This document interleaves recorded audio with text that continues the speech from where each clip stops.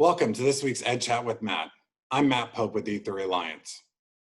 In light of what's happening in our world right now, I reflected with team members and friends on how I would provide you, school leaders, with advice on how to move forward. In those conversations, I reflected on my own privilege that has provided me with many of opportunities and access to even have this platform. Many, including our Black community, have not had the same privilege and access. For not addressing that in all of my work as an educator, I have been complicit, and for that, I am greatly sorry. Our schools offer the best opportunity for intervention. We can provide students with the tools to be ambassadors of equity in their communities. We must seize this opportunity. We must be beacons of hope for our staff, students, and communities, and end systemic racism and institutional inequities in our schools. Today, I'm going to provide you with 3 approaches I would take as a school leader to begin this work. First, we must empower our Black students, staff, and families with a sense of belonging in our school community. Invite them in for conversations and ask them, how does our school impact their lives or has impacted the ones they love? Be ready and open to uncomfortable feedback.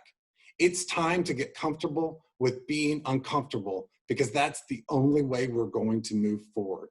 This input and feedback will be critical to designing what your school will look like, but it will also allow Black students, families, and staff to feel valued, connected, and a member of your school community.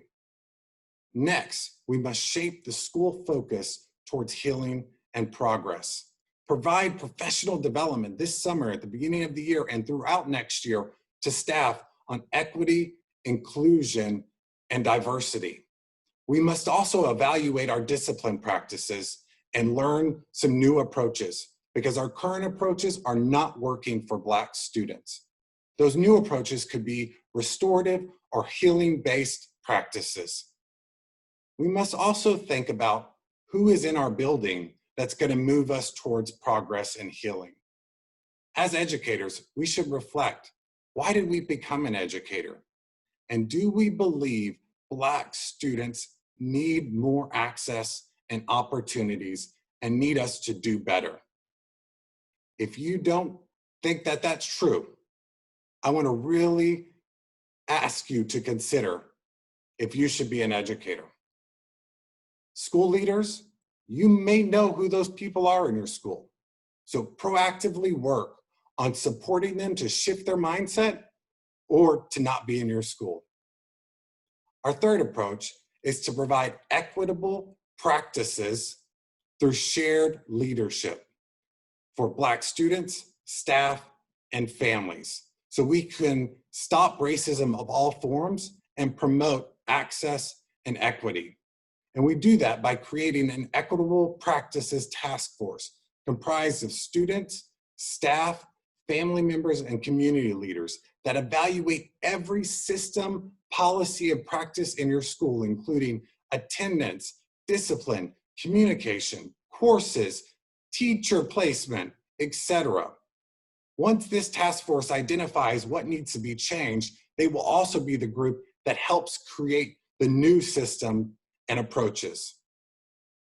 In closing, this deliberate work to improve our schools for Black students, staff, and families is the right work, and it should have been happening for many, many years now.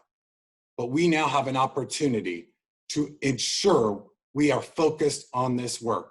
And the 3 approaches are empower Black students, families, and students with a sense of belonging in your school community. Shape the school focus towards healing and progress, and build equitable practices and shared leadership in your school to address systemic racism and institutional inequities.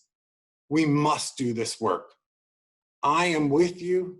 The team at E3 Alliance is standing beside you, working towards ending racism in our schools and our communities. Thank you for watching, and we'll see you next week.